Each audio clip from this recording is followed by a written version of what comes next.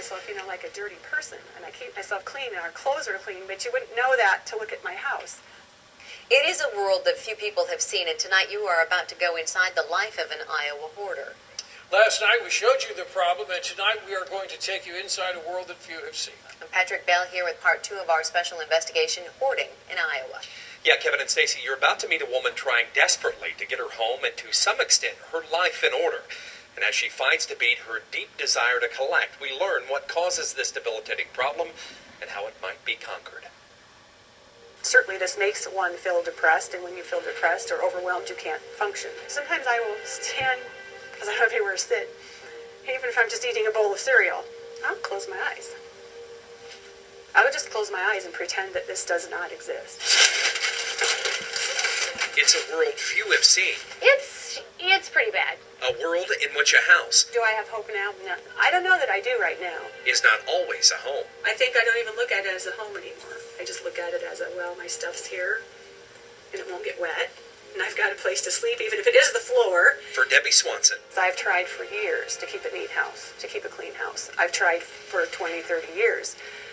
The constant failure, it's like, okay, I'm not going to try anymore. Life in rural Washington County is one big mess. I don't consider myself, like a dirty person, and I keep myself clean, and our clothes are clean, but you wouldn't know that to look at my house. From the kitchen... Who wants to sit in here and have a meal in this kind of surrounding? To the living room... Bedding and clothing because you're still sleeping down here. To upstairs... This doesn't belong here, but... Nearly every inch of space is taken. I feel overwhelmed all the time. So Becky Esker... She's definitely got a lot of hoarding symptoms, yeah. ...is here to help. You have to start somewhere. It's those baby steps. You can't do the whole big picture. Becky is owner of Cedar Rapids base Get Organized, and she has seen this before. Well, we started working with her last fall, probably about 6 or 8 months ago, and it was really bad then.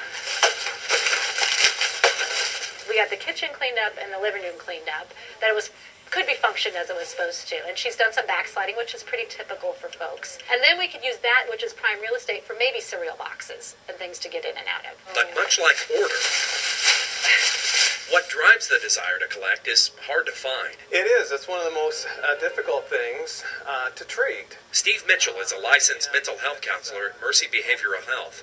Hoarders, he says, often exhibit obsessive-compulsive-like behavior. There's an extreme obsessive doubt that is in the mind of hoarders. But yet, there is such an extreme amount of anxiety and stress that they don't know any other way of lowering it other than their compulsion. Still, Debbie Swanson searches. All the lids, are we keeping them for a reason? For a reason why. Well, I've asked myself that for many, many years. When I do something and make a real effort, and then I, as I say, fail at it, then I feel worse. So if I don't even try it in the first place, then I can't fail. Is there hope? Oh, yeah. There's hope here? Oh, yeah. Yeah. Yeah, I mean, I think there's definitely there'll be a big breakthrough. I mean, that'll have to happen, but I think, oh, yeah. However, optimism tempered by something quite familiar. Uncertainty. And I'm still feeling like I don't care. Right.